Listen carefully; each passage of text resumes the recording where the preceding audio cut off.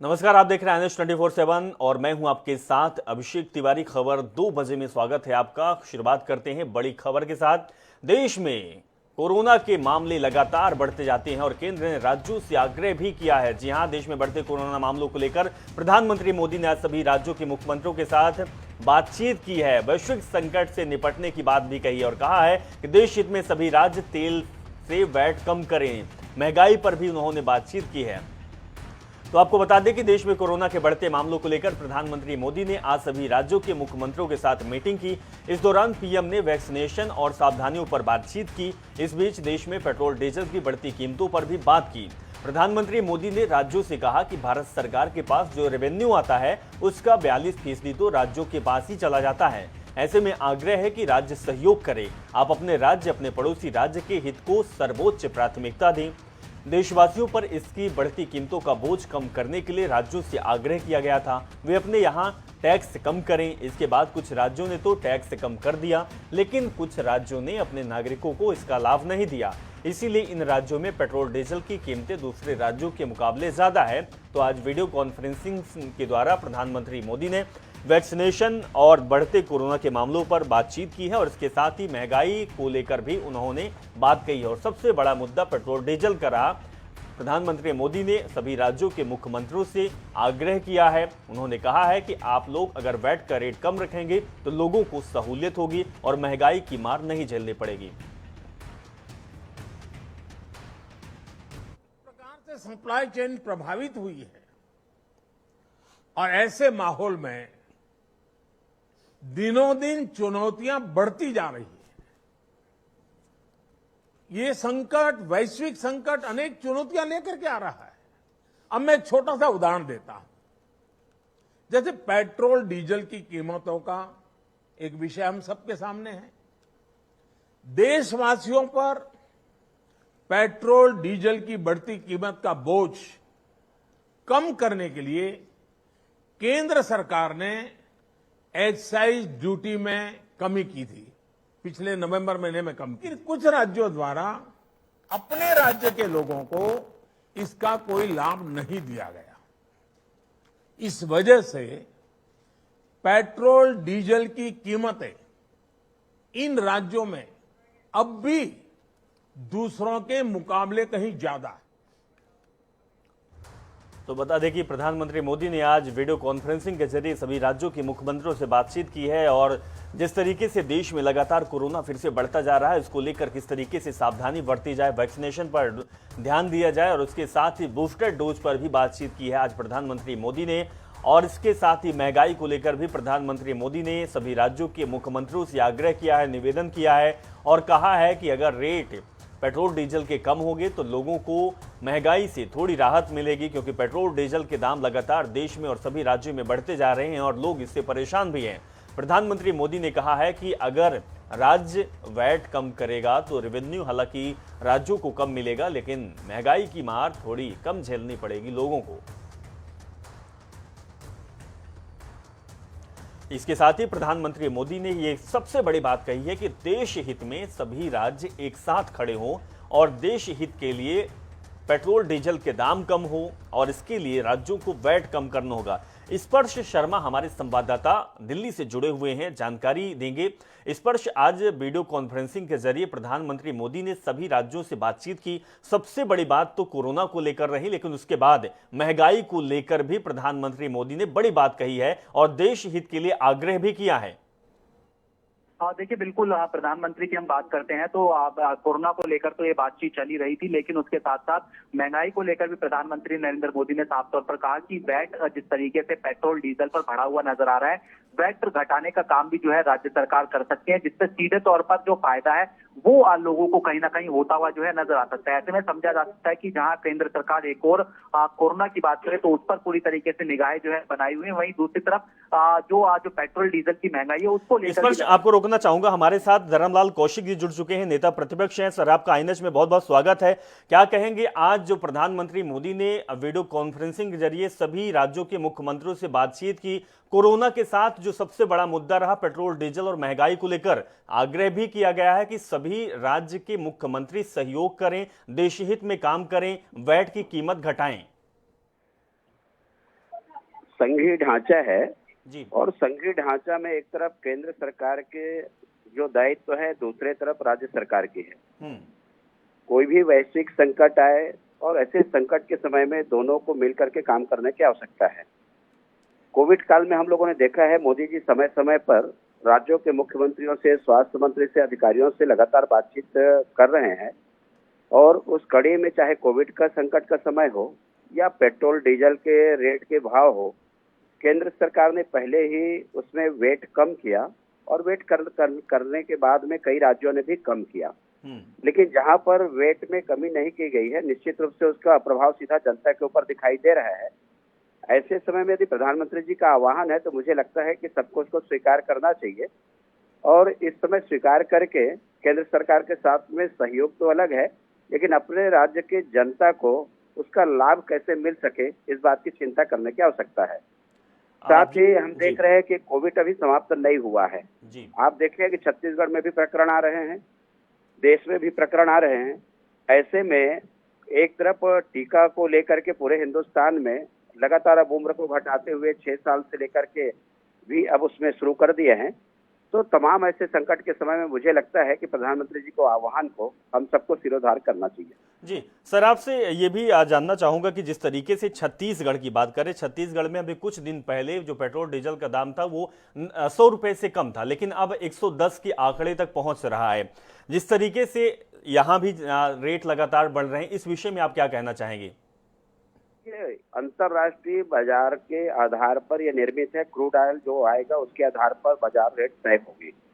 ऐसे समय में अपने राज्य के जनता को रिलीफ हम कैसे दे सके जी, उनको इस महंगाई से थोड़ा बहुत हम रिलीफ कैसे दे सके, इसके लिए राज्य सरकार को कदम उठाने की आवश्यकता है जी। और राज्य सरकार को कदम उठानी तो निश्चित रूप से कांग्रेस की सरकार यहाँ पर है। कांग्रेस की सरकार को भी यहाँ पर जनता को रिलीफ देने के दृष्टिकोण से वैट टैक्स को कम करना चाहिए जी। कौशिक जी हमारे साथ आप बने रहे। शैलेश नितिन जी हमारे साथ जुड़े हुए हैं, जो कि अध्यक्ष है पाठ्य पुस्तक निगम के। उनसे भी जानते हैं कि आज जो प्रधानमंत्री मोदी ने जो सभी राज्यों के मुख्यमंत्रियों से आग्रह किया है और देश हित के लिए उन्होंने वैट कम करने की बात कही है, इस विषय पर आपकी सबसे पहले और पहली प्रतिक्रिया। प्रधानमंत्री मोदी जी ने एक्साइज ड्यूटी को लगातार बढ़ाया है। एक्साइज ड्यूटी पेट्रोल डीजल पे जो 3 रुपए होती थी वो आज बढ़ के 30 रुपए से ज्यादा हो चुकी है। राज्य सरकार ने वेट नहीं बढ़ाया है। ऐसी स्थिति में प्रधानमंत्री जी खुद पेट्रोल डीजल के दाम बढ़ाएं, उनकी केंद्र सरकार पेट्रोल डीजल महंगा करे और राज्य सरकार से कहे कि वेट के दाम कम करें, ये तो बहुत ही आपत्तिजनक और बहुत ही गलत बात है। और अगर अंतर्राष्ट्रीय बाजार के कारण, जैसा कि आदरणीय कौशिक जी बोल रहे थे कि क्रूड ऑयल के दामों के कारण वृद्धि हुई है, तो मैं विनम्रता पूर्वक ही कहना चाहता हूं कि उत्तर प्रदेश चुनाव हुए 50 दिन तक पेट्रोल डीजल के दाम नहीं बढ़ाए गए, जबकि उस समय भी तो अंतर्राष्ट्रीय बाजार में घट बढ़ होती थी। ये इस बात का जीता जागता सबूत है कि क्रूड ऑयल के दाम के कारण नहीं, आम जनता की जेब से पैसे निकालने के लिए, आम जनता को महंगाई की मार झेलने के लिए मजबूर करने के लिए पेट्रोल डीजल के दाम केंद्र की भाजपा सरकार के द्वारा बढ़ाए जा रहे हैं। इसका क्रूड ऑयल की कीमतों से कोई लेना देना नहीं। जी कौशिक जी, इस बात की इसका जवाब आपसे चाहूंगा, लेकिन एक सवाल यह भी है कि कुछ दिन पहले हमारा जाना मध्य प्रदेश हुआ था। मध्य प्रदेश में पेट्रोल डीजल के दाम 120 रुपए के पार हो रहे हैं। छत्तीसगढ़ में तो 110 है, लेकिन मध्य प्रदेश में बीजेपी की सरकार है, वहां 120 पहुंच रहा है। इसका कारण क्या है, इस पर क्या कहेंगे आप? देखिए, मध्य प्रदेश के बारे में मुझे इसलिए नहीं बोलना है कि छत्तीसगढ़ में मैं रहता हूँ, छत्तीसगढ़ के बारे में मुझे बोलना है जी। आह्वान उन्होंने केवल कांग्रेस राजित मुख्यमंत्रियों से नहीं की है, बल्कि पूरे हिंदुस्तान के जो मुख्यमंत्री चाहे किसी भी सरकार के हों, उनसे मोदी जी का आह्वान है। दूसरी बात, मोदी जी के बारे में जो बोल रहे हैं हमारे साथी, मैं उनको विनम्र कहना चाहता हूं कि जितना वैट टैक्स कम किया है केंद्र सरकार ने, राज्य सरकार कितना किया है आपके सामने में है। तो दूसरी बात, जो पैसे जा रही है, तो आज यदि नितिन गडकरी जी सड़क के लिए 9,000 करोड़ यहाँ पर दिए, सड़कों का जो जाल बिछा हुआ है, कुल मिलाकर के हिंदुस्तान की जो सड़कें बन रही है वो राशि उसमें खर्च हो रही है। छत्तीसगढ़ में तो शेष लिया गया, उस राशि को खर्च भी ये लोग कर नहीं पा रहे हैं। चाहे वो शिक्षा कर के नाम से हो, चाहे वो स्वास्थ्य के नाम से हो, चाहे गौठान के नाम से हो। लेकिन मोदी जी यदि लिए हैं तो उस पैसे का उपयोग तेरा तुझको अर्पण क्या लागे मेरा, वो प्रदेशों को ही लौटा रहे हैं। तो इसलिए मुझे लगता है कि आह्वान को स्वीकार करना चाहिए और अपने प्रदेश की जनता को राहत देनी चाहिए। बिल्कुल कौशिक जी, ये बहुत बड़ी बात आपने कही है कि प्रधानमंत्री अगर आग्रह कर रहे हैं और देशहित की बात कर रहे हैं तो सभी लोगों को अपनी सहभागिता दिखानी चाहिए, भेदभाव नहीं करना चाहिए, चाहे वो राज्य में किसी भी पार्टी की सरकार आखिर क्यों ना हो। और सरकारों को ये भी समझना बहुत जरूरी है कि हम लोगों के हित में अगर हमारे देश का मुखिया, हमारे देश का जो प्रधानमंत्री अगर ये आग्रह कर रहे हैं तो हमें भी समझना चाहिए, बल्कि उसमें राजनीति नहीं बल्कि जमीन पर काम करना चाहिए। बहुत बहुत शुक्रिया धर्मलाल कौशिक जी, आप हमारे साथ जुड़े, और शैलेंद्र नितिन त्रिवेदी जी, आप भी हमारे साथ जुड़े, अपनी बात रखी। तो जिस तरीके से आज प्रधानमंत्री मोदी ने आग्रह किया है सभी राज्यों से, सभी राज्यों के मुख्यमंत्रियों से कि देश हित के लिए अपने राज्य में वैट की कीमत कम करें, जिससे कि महंगाई की मार लोगों को कम झेलनी पड़े। रुकते छोटे से ब्रेक के लिए फौरन हाजिर होते हैं।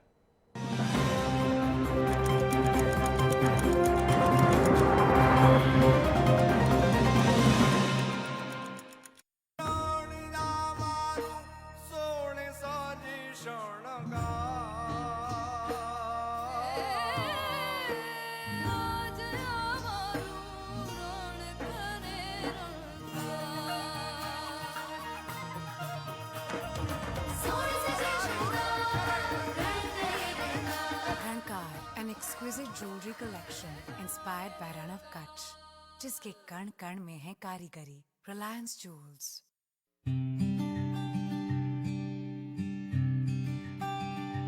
We at Delhi Public School Durg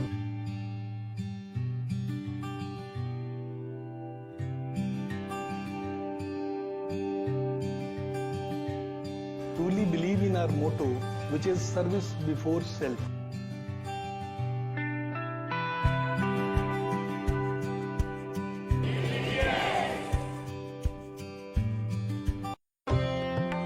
Khairagarh महोत्सव 2022 इंदिरा कला संगीत विश्वविद्यालय खैरागढ़ के 16वें दीक्षांत समारोह एवं खैरागढ़ महोत्सव 2022 में आप सभी आमंत्रित हैं। विनी इंदिरा कला संगीत विश्वविद्यालय खैरागढ़, छत्तीसगढ़।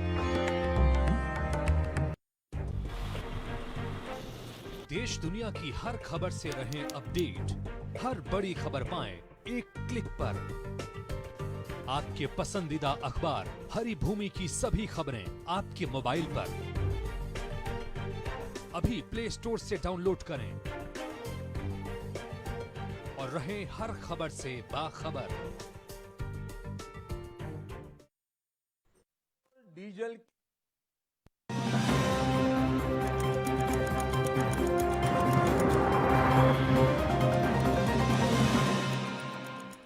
ब्रेक के बाद आपका स्वागत है। हम आपको सुनाते हैं कि क्या कुछ कह रहे हैं मोहन मरकाम जी। जो उनके सर्कुलर जारी हुए हैं उसी सर्कुलर को हमारी सरकार माननीय भूपेश बघेल जी की सरकार आगे बढ़ा रही है। हम इस पत्रकार वार्ता के माध्यम से स्पष्ट कर देना चाहते हैं, एक भ्रम जो भारतीय जनता पार्टी के द्वारा फैलाने की कोशिश की जा रही है, उसमें साफ कर देना चाहते हैं कि छत्तीसगढ़ में किसी भी प्रकार के शांतिपूर्ण संवैधानिक धरना, प्रदर्शन, आंदोलन, धार्मिक आयोजन में रोक नहीं लगाया गया है। इस संबंध में भाजपा भ्रम और झूठ फैला रही है जो पूरी तरह से मिथ्या और भ्रामक है। हमारी सरकार ने धरना, प्रदर्शन, आंदोलन, सार्वजनिक आयोजन के संबंध में जो निर्देश जारी किए हैं यह नए नहीं है। इस प्रदेश में पहले से लागू हैं, पिछले कुछ दशकों से लागू हैं, पूर्ववर्ती रमन सरकार के समय से लागू हैं। आयोजनों के दौरान शांति एवं व्यवस्था बनाए रखने के लिए पूर्ववत बने नियमों के पालन की बात है, इस निर्देश में है। जो नियम भारतीय जनता पार्टी के शासनकाल में लागू थे और जिसका 15 साल तक स्वयं भाजपा की रमन सरकार कड़ाई से पालन करवाती रही, उन्हीं नियमों के संबंध में जारी किए गए निर्देश अलोकतांत्रिक कैसे हो गए। 4 दिन पहले जिस कानून के पालन के निर्देश भारतीय जनता पार्टी की उत्तर प्रदेश सरकार अपने राज्य में करती है, वही कानून उत्तर प्रदेश में लोकतांत्रिक हैं और छत्तीसगढ़ में गैर प्रजातांत्रिक हो गए। दरअसल भारतीय जनता पार्टी का चरित्र अलोकतांत्रिक हो गया। संवैधानिक मूल्य, संवैधानिक संस्थाओं की अवहेलना करते करते भाजपा अब नियमों, कानूनों की व्याख्या भी अपनी सुविधा के अनुसार करने लगी है। रमन सरकार ने तो बारात निकालने, डीजे बजाने और अखंड रामायण के लिए भी अनुमति लेने का नियम बनाया था। धरना प्रदर्शन के लिए अनुमति देने, शर्त लगाने का अधिकार पुलिस को भाजपा की रमन सरकार ने दिया था। पूर्ववर्ती रमन सरकार के द्वारा बनाए गए छत्तीसगढ़ पुलिस अधिनियम 2007 के धारा 34 में सभाओं, जुलूस एवं परिसरों के विनियमन के तहत पुलिस को यह कानून व्यवस्था के लिए धरना प्रदर्शन, आंदोलन आयोजन की अनुमति के लिए यह अधिकार दिया गया है कि वह शर्तों के अधीन अनुमति नियम भी भाजपा ने बनाया, 15 साल पालन भी किया और अब विरोध भी कर रहे हैं। यह भाजपा का दोहरा चरित्र है। एक बड़ी खबर आ रही है रायपुर से। रेलवे स्टेशन के पास कपड़े की दुकान में आग लगी है। आग पर काबू पाने के लिए दमकल कर्मी जुटे हुए हैं। गंज थाना पुलिस भी मौके पर पहुंच चुकी है। तस्वीर आपको दिखाएंगे किस तरीके से आग भयानक रूप धारण की है। ये आपको बता रहे हैं कि आग लगी हुई है और ये रायपुर के रेलवे स्टेशन के पास की घटना है, जहां पर दमकल विभाग की गाड़ियां पहुंच चुकी है और आग को काबू करने की कोशिश की जा रही है। ये आग लगी हुई है रायपुर के रेलवे स्टेशन के पास। आप देख रहे हैं पतंजलि आरोग्य धाम है, उसके ऊपर बिल्डिंग में आग लगी हुई है।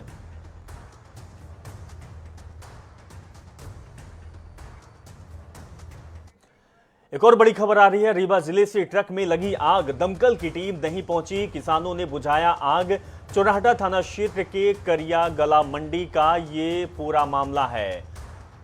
तो बड़ी खबर आपको दिखा रहे हैं और ये आग की खबर आ रही है। करहिया मंडी का ये पूरा मामला बताया जा रहा है। मौके पर दमकल की टीम अभी पहुंची नहीं है और लोगों के द्वारा आग पर काबू पाया जा रहा है। तस्वीर आपको दिखा रहे हैं। चौराहटा क्षेत्र का ये पूरा मामला है। किसानों ने आग बुझाई है। तस्वीर आपको दिखा रहे हैं किस तरीके से किसान पानी के द्वारा आग पर काबू पाते हुए दिखाई दे रहे हैं। ट्रक में ये आग लगी है।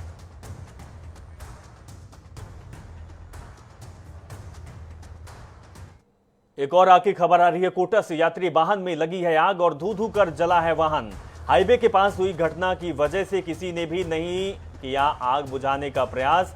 रतनपुर बाईपास अनस ढाबा के पास की ये पूरी घटना बताई जा रही है। तो ये एक तस्वीर आपको दिखा रहे हैं, कोटा की तस्वीर है, जहां पर वाहन में आग लगी है और पूरा वाहन आग की चपेट में आ गया है। हालांकि हाईवे की वजह से लोग वहां पर नहीं थे और आग पर काबू नहीं पाया गया। दमकल की गाड़ी भी समय रहते मौके पर नहीं पहुंची है। ये बड़ी खबर आपको कोटा से दिखा रहे हैं। रतनपुर बाईपास की ये पूरी घटना बताई जा रही है। तो हर तरफ आग ने इस समय तांडव मचाकर रखा है। कोटा से ये खबर आपको दिखा रहे हैं कि किस तरीके से आग की चपेट में एक वाहन आ गया है और पूरी तरह से जलकर खाक हो चुका है। धमतरी से एक बड़ी खबर आ रही है। एसपी के निर्देश पर मिशन मोबाइल तलाश जारी है। जी हां, पुलिस ने 103 मोबाइल फोन किया है रिकवर। करीब 20 लाख रुपए के मोबाइल फोन बरामद हुए। गुम होने के बाद मोबाइल फोन मिलने पर खुश हुए हैं लोग। एसपी प्रशांत ठाकुर ने मोबाइल धारकों को सुपुर्द किया है फोन। तो ये बड़ी पहल पुलिस के द्वारा और जो मोबाइल फोन बरामद हुए हैं पुलिस ने लोगों को सौंपा है। लोगों में खुशी भी दिखाई दी है, पुलिस का धन्यवाद भी किया है। ये बड़ी खबर आपको दिखा रहे हैं। मोबाइल धारकों को सुपुर्द किया गया है। 103 मोबाइल फोन बरामद हुए हैं। पुलिस की ये धमतरी पुलिस की बड़ी पहल और बड़ी कार्रवाई के तहत पुलिस को सफलता हाथ लगी। पुलिस ने लोगों के चेहरे में मुस्कान भी देखी और लोगों ने उनका धन्यवाद भी किया। रायपुर से खबर है। कांग्रेस के डीआरएम घेराव और रेल बहाल को लेकर बोले हैं विष्णुदेव साहब, बीजेपी विपक्ष के जरूर है लेकिन बीजेपी जनहित के मुद्दों में पीछे नहीं है। ये बात कही गई है। रेलवे ट्रैक में सुधार किया जा रहा है लेकिन हमारे सांसदों ने इस मुद्दे को उठाया या 6 रेलों का संचालन पुनः हुआ। आने वाले समय में बाकी ट्रेनों का परिचालन शुरू होगा, ये बड़ी बात कही गई है। तो कहा गया है कि भारतीय जनता पार्टी ऐसे मुद्दों में पीछे नहीं है और हमारे सांसदों ने लगातार इस बात को प्रमुखता से उठाया है, जिसकी वजह से 6 ट्रेनें सुचारू रूप से चलने लगी है और समय के बाद और ट्रेनें भी चलेंगी। भाजपा की कल एक बड़ी बैठक रखी गई थी। भाजपा अभी लगातार बैठकों का जो दौर है वह भाजपा में लगातार जारी है। क्या कुछ खास उस बैठक में हुआ, तमाम मुद्दों पर बात करेंगे। हमारे साथ प्रदेश अध्यक्ष विष्णुदेव साय जी हैं। सर, कल आप लोगों ने एक बड़ी बैठक रखी थी, बैठक में किन मुद्दों पर चर्चा की गई?